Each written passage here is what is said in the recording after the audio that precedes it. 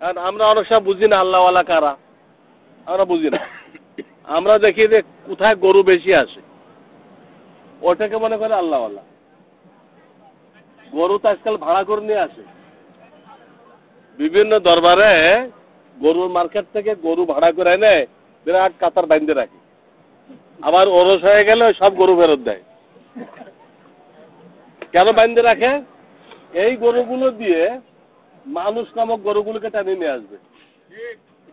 এই গরুগুলো দেখে কিছু মানুষ নামক গরু আছে, হ্যাঁ, যারা হক বাতিল কিছু বোঝে না, হক বাতিল কিছুই বোঝে না, ওই লোকগুলোকে স্বীকার করার জন্য এই গরুগুলো বাইন্ধে রাখা হয়।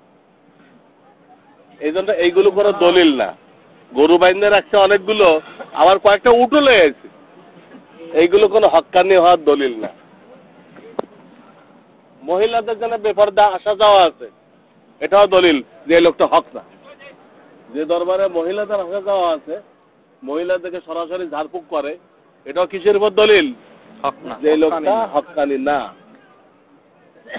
কিভাবে বুঝবেন?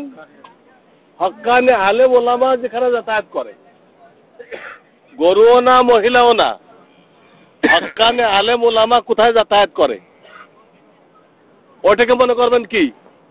হক্কানি। এটা হক্কানি পীর। বাস এই একটা আলামত বলে দিলাম আপনাদেরকে।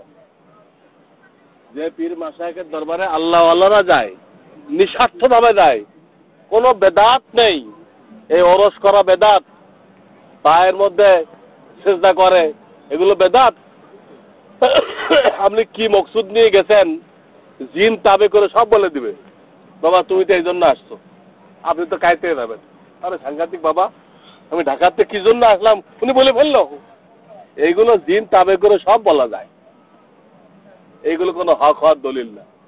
হক হওয়ার দলিল হলো উনি পুরা সুন্নতের উপরে কায়েম আছেন কিনা, ওনার কোনো কাজ শরীয়ত বিরোধী না হওয়া চাই, এবং আল্লাহ আল্লাহরা ওনার দরবারে আসা যাওয়া করে। এই দুটা জিনিস দিয়ে আপনি বুঝতে পারবেন এই লোকটা হক্কানি কিনা। দেখতে একদম সিম্পল, কোনো শান নেই, কোনো শওকাত নেই, কোনো পালকি নেই, কোনো কিছু নেই। এই আপনাদের মতো সাদা সিধা মানুষ, হক্কানি পীর এরকম সাদা সিধা দেখা যায়, কিন্তু তার আমল সুন্নত অনুযায়ী এবং হক্কানি ওলামায়ে কেরামের সেখানে যাতায়াত আছে। এই ধরনের লোককে খুঁজে বের করে আল্লাহ তাআলা তাদের সাথে আমাদেরকে ওঠা বসা করার তৌফিক দান করুন।